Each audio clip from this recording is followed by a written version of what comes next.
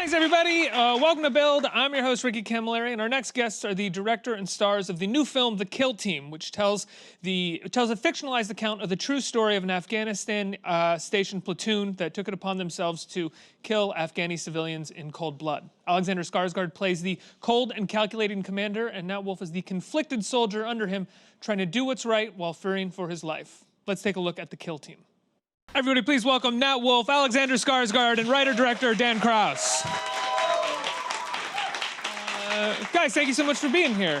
Thank you. Congratulations on this great film, and I hesitate to use the word important. I don't like to put that on anything because that makes it something sound like it's not thrilling and entertaining, and this movie is thrilling and entertaining in a lot of ways.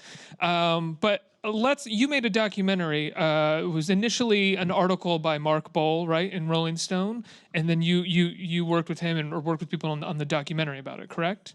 Actually, yeah, it was Mark Bowl's article. There's also a great piece in the New York Times Magazine, and I opened it up one Sunday, and I was fascinated with this set of cases, but I was particularly fascinated with the case of this one soldier who was among the soldiers charged with murder, who had tried to alert the military to the atrocities they had witnessed and somehow been pulled into being a participant, and that was the genesis of everything.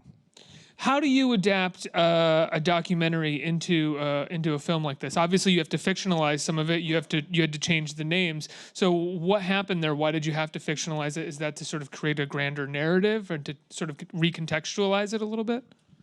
Partly. I mean, the goal was to distill the emotions that I had been hearing about from the guys in the documentary. The documentary is by definition objective. Yep.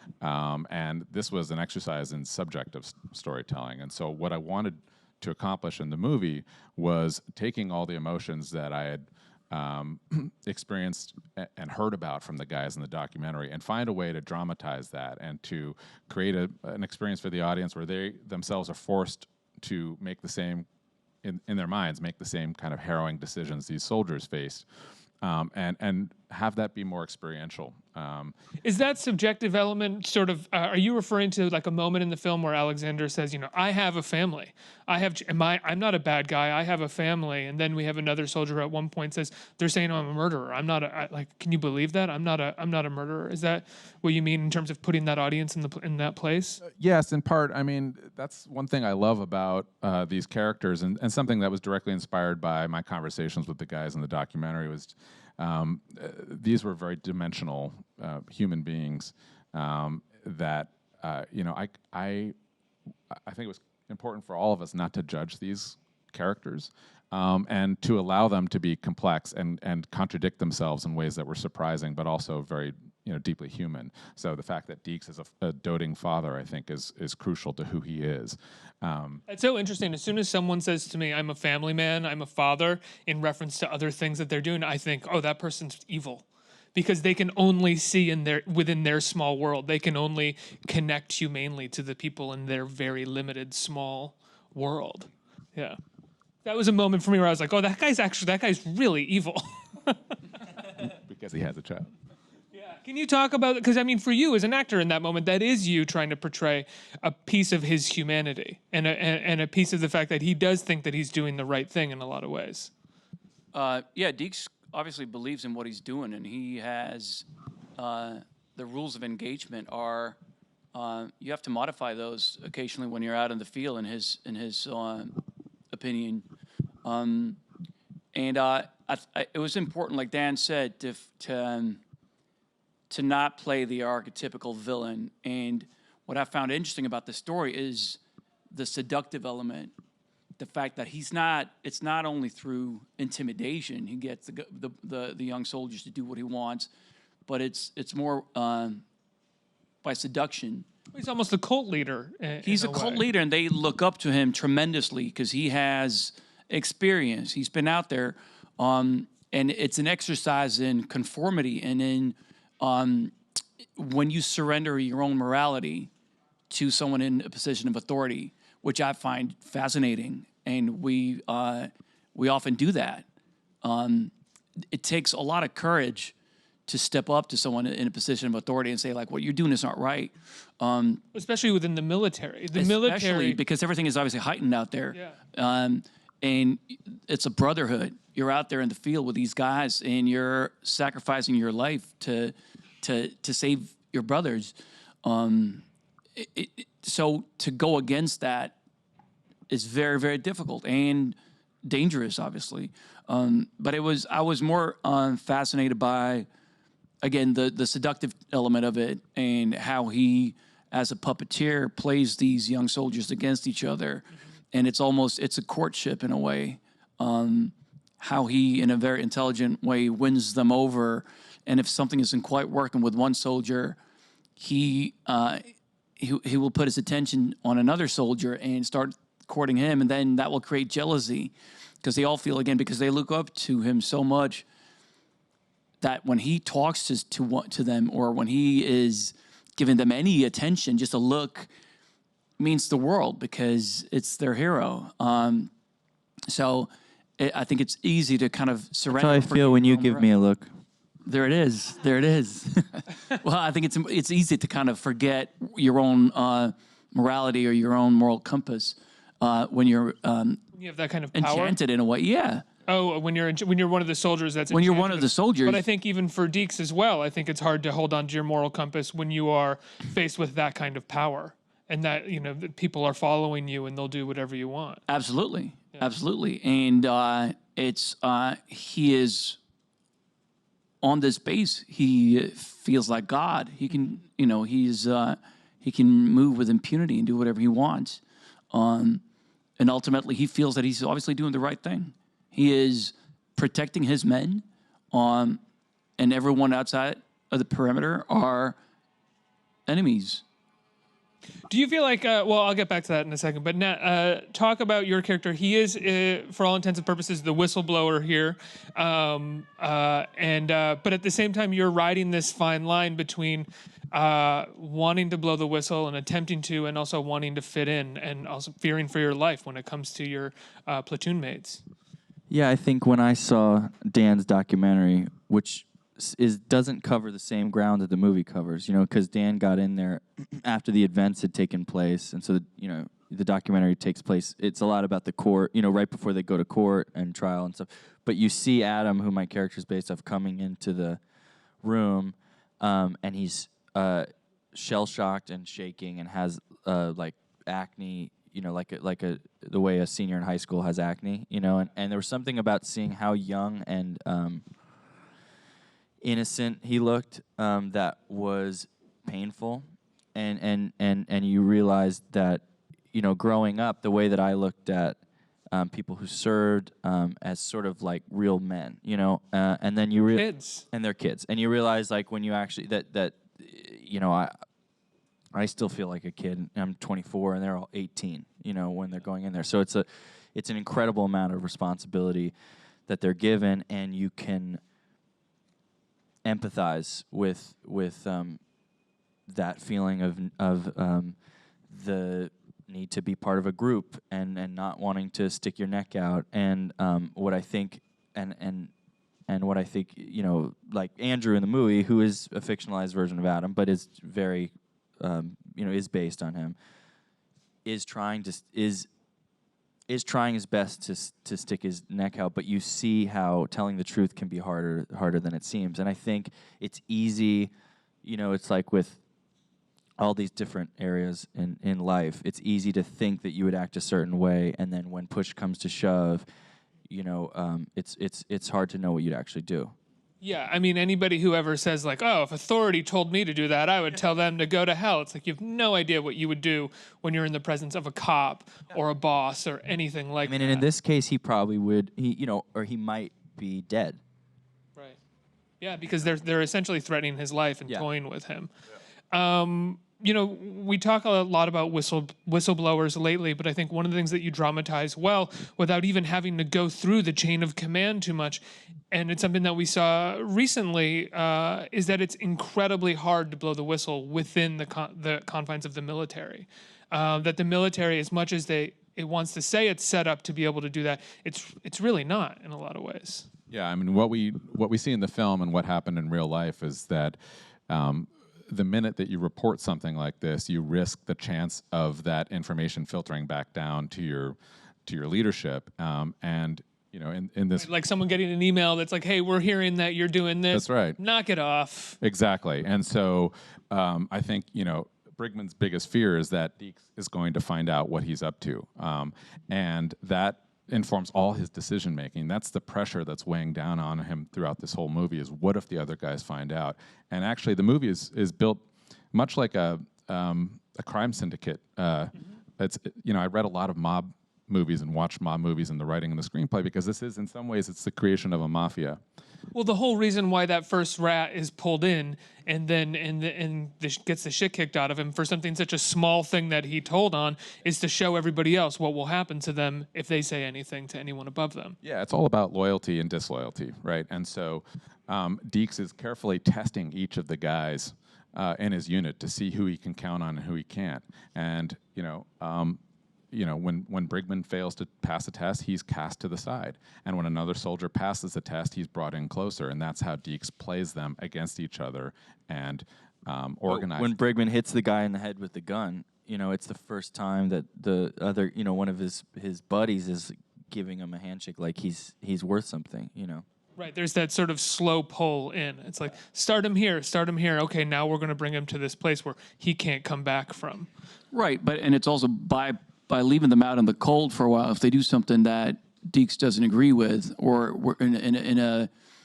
if they don't show 100% loyalty, you can leave them out in the cold for a while, and then once they get a taste of that, a week later, when you reach out, you know that they're going to come running, because it's a horrible feeling to be out there in enemy territory on your own when you're not surrounded by your friends who are literally holding guns, and they're there to protect you and take care of you.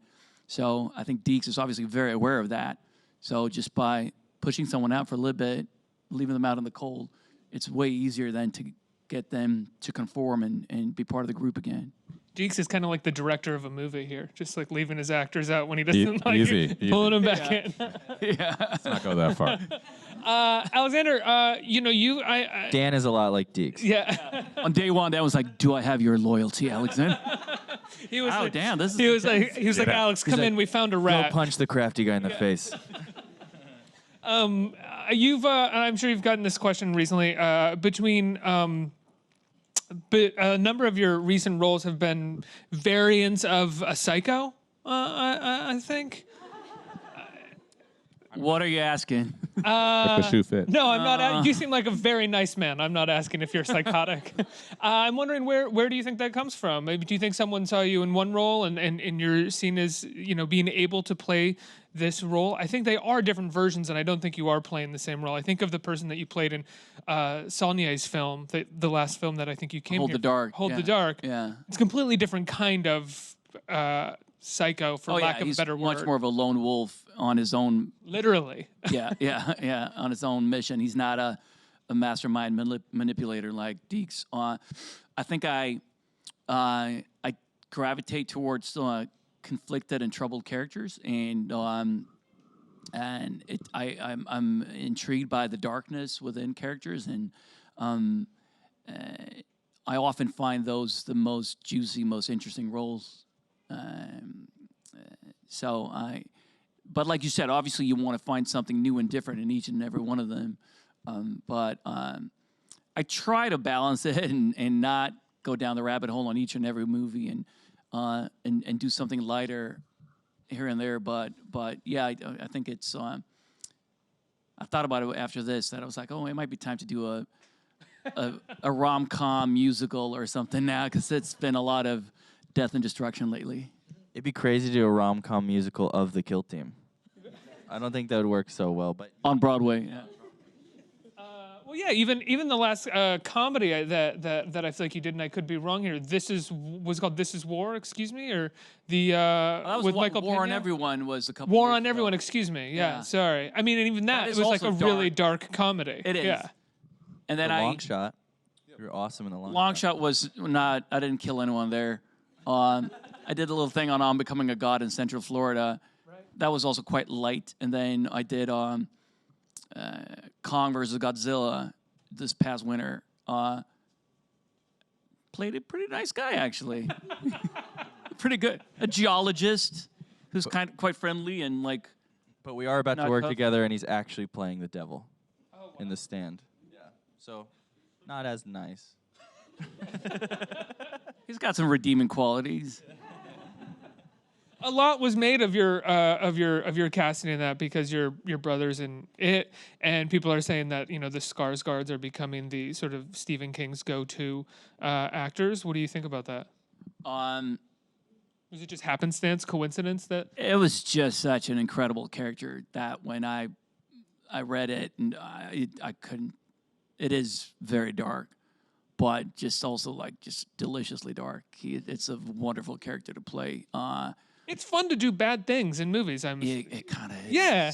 Yeah. It's cathartic in a lot of ways. My life is so boring and plain and kind of nice, so it's like I think I need to dip into that kind of that darkness when I'm on set. Yeah. Now you're a part of the stand as well. Yeah. Who are you playing in the stand? I'm playing the devil's right-hand man. Are you really? He's a good boy. Were you guys? And so I imagine this casting happened after you had done this movie together. Yeah. So what was that like for the two of you to get cast in another project together? How did that happen? Terrible. Horrific. It was a nightmare. Not friendly. Not friends. Yeah. No, I was so excited when I found out that he got cast because we also had the movie's obviously really intense and upsetting, but we did have a good time. And we got to know each other after, and so we've spent a lot of time. We have a good bunch of mutual friends and stuff, but it's another juicy dynamic, so it's gonna be good. Right. We don't know if it's gonna be on good. the We're gonna stand. give it our best. He's a good pet. He behaves.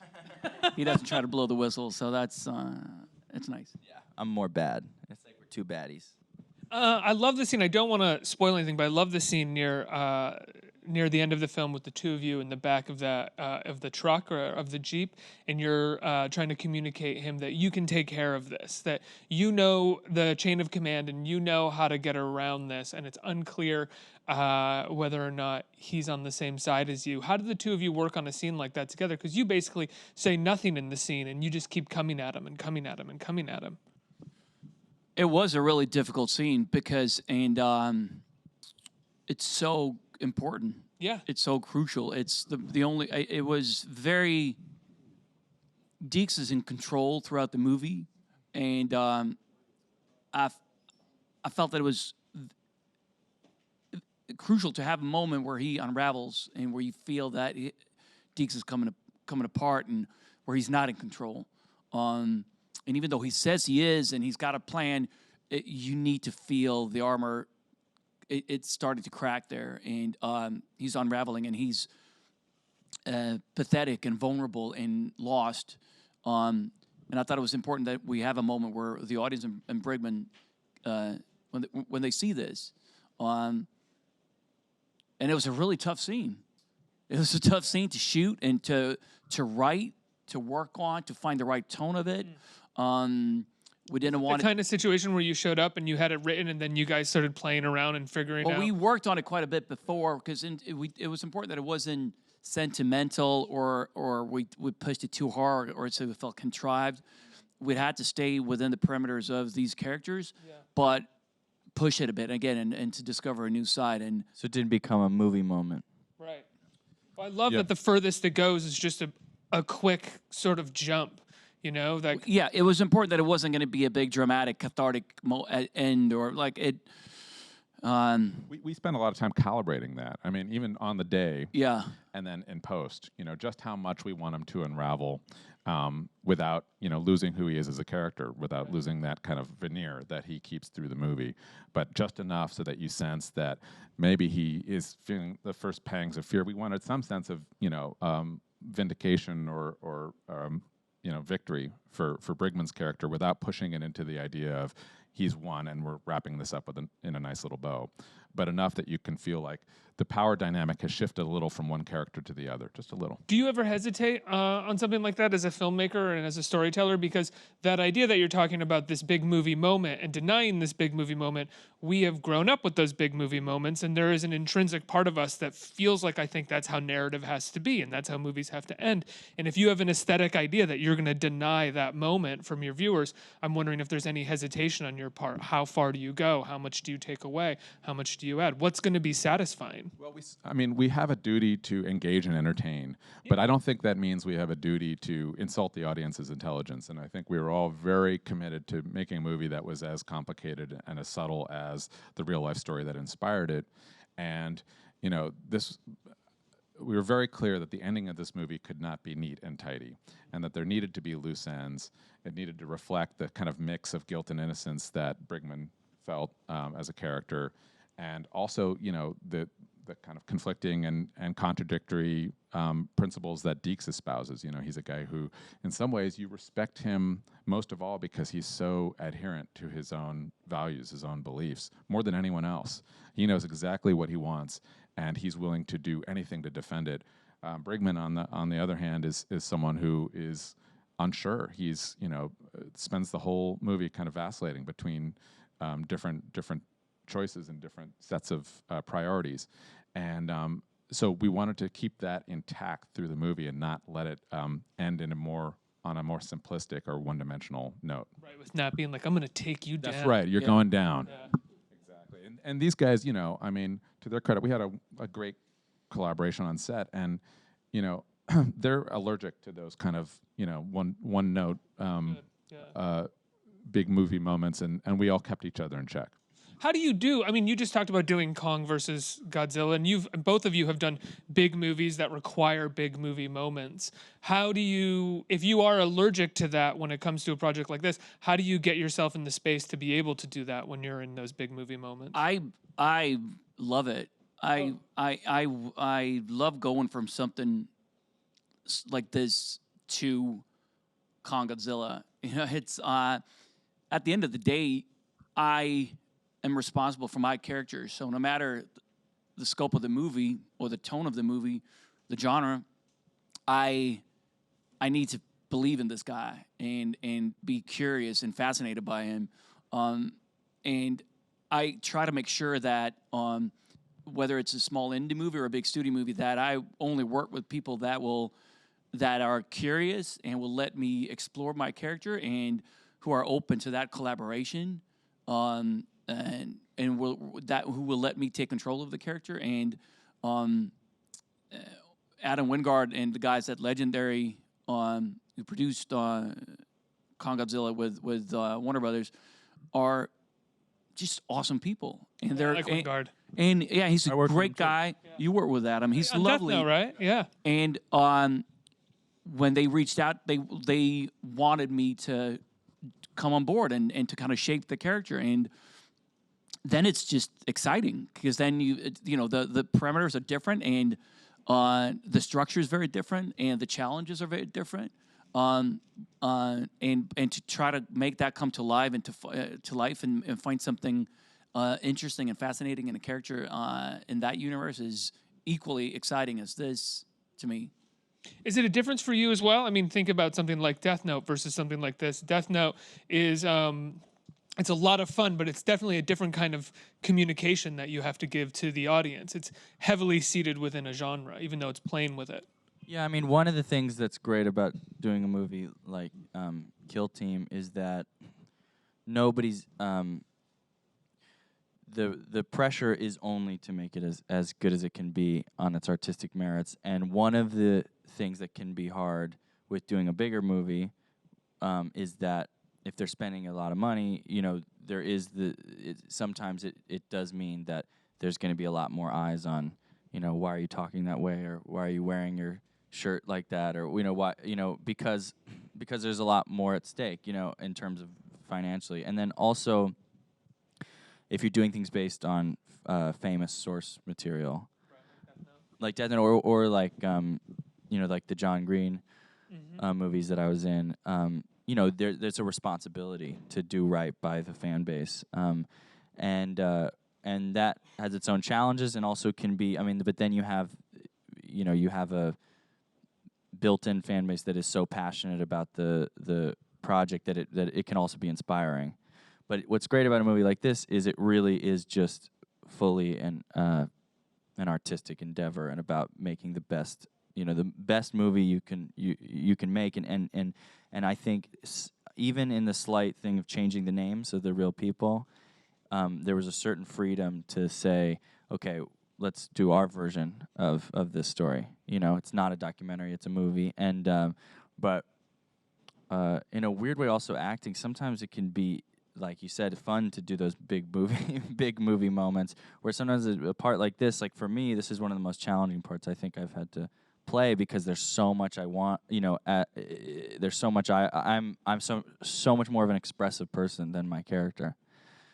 So a lot of it is limiting and contracting, and so I would go home like just feeling really like sick to my stomach almost at the end of the day, because I'd have so much I wanted to express and couldn't express in the confines of this character. But in a weird way, I think that was exactly how I was supposed to be feeling, because that's the character who had such a hard time and it was so blocked up, and also had actual blocks like Alex and all the other guys making it so he couldn't report it, and then also just this emotional block of being young and inexperienced and not really knowing himself well enough yet. And yeah. I think we have time for a few questions from the audience. Who's a question? Hi there. Hello. What is the most rewarding thing for you about acting, directing, and what is the most challenging project you work on till now? And I think I'm quite. I think I'm quite a quite curious nature, and I love, to what we were talking about just now, the fact that you go from this intimate, intense movie shot outside of Madrid with a small group of people where you're just in it together and it's very intense, to a crazy comedy. Or I was in Australia a couple of weeks later and shooting Kong Godzilla, which was I love the adventure aspect of it, that you find yourself surrounded by new groups of people constantly, and there are new challenges every day. And my job is always, obviously, to avoid false notes, no matter if it's Kong Godzilla or Kill Team, to always listen to my instinct, my gut feeling when I'm on set, to feel like, well, I don't think the character would do this, and then to have that dialogue with the director and the other actors to kind of find like, man, it's not feeling right. How do we solve this? And then you try it and then you figure it out. And those are the most rewarding moments to me, when you're stuck and then together, like what we did on, well, that last scene that you brought up with the movie, where, not that we were stuck, but we all knew it was such a crucial scene for the movie that we were like in it together, and we're like shaping it, and like, no. We tried something and it felt too big or too broad or too like contrived. And then you're like, no, pull it back. What about this? And then suddenly you find something that you like, and it is the most amazing feeling when it's working and you find that groove. What was the second part of the question? The most challenging project you work on till now. One of the most. I did a project, a limited series called Generation Kill 10 years ago. It's a 7-part miniseries about the invasion of Iraq, also soldiers. David Simon, right? I'm sorry? David Simon? David Simon, who did The Wire, yeah. It was absolutely one of the greatest experiences of my career. But it was an intense shoot. We were 7 months in the Kalahari Desert. So you were away from family and friends and loved ones for a really long time. And it was my first big job, and it was just a big character to take on, to play as my first real job, really. And I was stressed about that and really nervous about it. So that was very difficult. But again, ultimately very rewarding as well. Do you want to? Yeah, I think similar to what Alex said, the most challenging part I think about being an actor is quieting the noise and following your gut, because there's so if it's the business or it's even like what you're saying on set or whatever it is, there's a lot of it's it's a constant challenge to keep reminding yourself of why you're in it and why you're there, and to keep going back to the impetus of your creativity. And I would say the greatest part is doing the work. You know, sometimes I have. One of my favorite parts is even before you start shooting, like the rehearsal process and figuring out the script and working on it, and there's almost an artistic high that you get from it, and then working with really great people, because sometimes. Thank you so much. Not Alex, but different. There's other people I've worked with that have been great, and then. Well, even Alex kind of said it right. It's like finding something that feels right. It's not, there's nothing really, I mean, there's something calculating about it in some way, but at the end of the day, it's just going, oh, that feels right. You're searching for a feeling, which it's sort of not tangible. And so it's like you're chasing, you're kind of chasing shadows, which can be scary sometimes, but then it always leads to the best results if you try to control it too much. And you kind of come at it from a heady point. You know, you see certain actors who do that, and it never really works. You know, it doesn't pan out. Yeah, I mean, I agree with everything that's been said. Great. Okay, next. Sorry. Next question. I mean, the high of collaboration is what keeps me coming back. And, you know, it's interesting when you start on a project like this, you know, you start in a room by yourself, and it's just you and words on a page, and little by little, you know, you're walking toward a goal, and you look over your shoulder, and there's people following you, and then, you know, by the time you get to set, there are, you know, 150 people all making the same movie together, and that's a beautiful feeling. I mean, there's no greater high than that, and the experience I had working with these guys, you know, there's no question in my mind that a movie is better with more creative voices in the conversation, and those moments that click, as Alex was describing. You live for those. You keep coming back for those. So that's what I love most about it. And, you know, to your second question about I mean, this was clearly the most challenging project. This is my first feature. So, you know, I having made documentaries before this, you know, the size of the ship that I was driving was so much more enormous and far less maneuverable than a documentary project. And so this was a huge, you know, leap forward in terms of my own learning. But man, I enjoyed every second. It was the most, you know, beautiful, delicious experience that I've ever had in my life. And I'm sad every day that we get further away from it. 2 more questions. Hi. This question is for Mr. Krauss. So you've directed and produced a lot of really influential work, and I just was wondering, what topics have piqued your interest to take to film next? And if you don't want to discuss future projects, at least how do you decide what to take to film?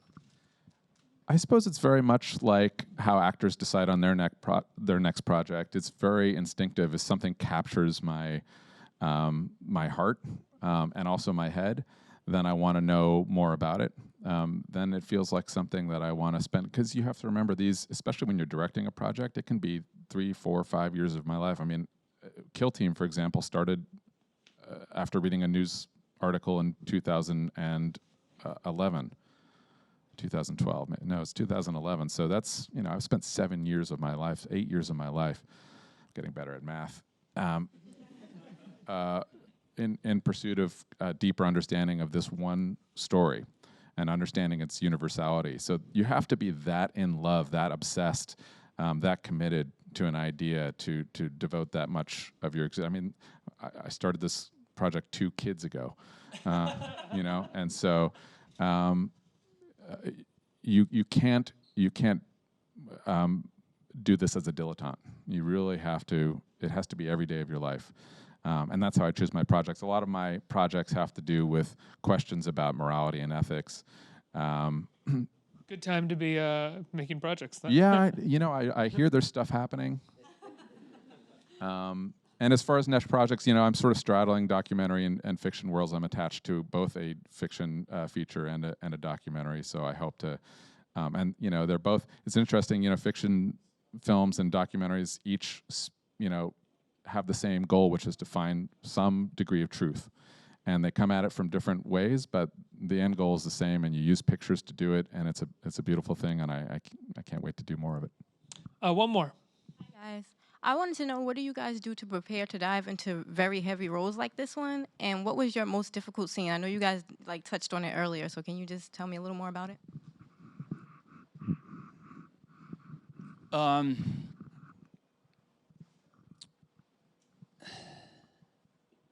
I thought the scene there's a scene, well, y'all haven't seen the movie, so there's, on the bed when my character sneaks in, and This, I have a break it family up. scene, right? Sorry, I have a family scene. Yeah, Yeah. exactly. He's threatening him. It's a threatening moment. It was a tricky one to not shoot, but in preparation to get to, but also really exciting because it was a threatening scene that was also kind of seductive and sensual and really soft. And the way Deeks threatens him, it's not, the knife on the throat. Like, hey, if you, like, it's really like, I understand where you're coming from. And it's a very pragmatic way of discussing it. And unfortunately, you did that, and that means that now I'm going to have to threaten you. And it's really, I hate to be put in this position, but you have to understand where I'm coming from. And so that was a really important scene to me. I wouldn't say the most difficult maybe, but it was something I spent a lot of time thinking and talking to these guys about. Yeah, he's incredible in that scene because he's convincing, which is what's terrifying about it. You have anything more? Are you good? Can you talk about some other scenes that was great in? Yeah, I'll tell you some more things that was really good. No, there was another part. There was something else, another part of the question. How do you prepare diving into the characters, because it's a very deep story to tell? Well, I was clearly born to play this part because I keep playing the psychopath, so I didn't have to prepare at all. How did you prepare? One of the things that I got to do is I got to meet Adam, who the character is based off, and I got to stay with him, and I got a lot out of that because he's a really complicated person, and he's dealing with a lot of the trauma of what happened to him. And then there was just ways in like what he's talking about, and ways in which we made it kind of personal, and in ways we made the interpersonal relationships relatable, like the idea of being Svengali'd and the idea of having this almost love triangle. Those things are universal truths. So whether you've been in the military or not, you understand those feelings. And then there was like military training and all the usual, but it was for me probably the hardest scene or the most intense scene was the gun range scene, because it felt like there'd been all this buildup of feeling paranoid, like people were on to me, and then it was the first real danger that the character had faced, and then I think as he faced more danger, he kind of became a little numb to it. But that was the terror of that scene was probably the most intense or challenging or something. Guys, congratulations on the film, an incredible work. It comes out in theaters and VOD October 25th, right? It's called The Kill Team. Everybody go see it and give them a huge round of applause for being here. Thank you, guys. Thanks so much. Thank you.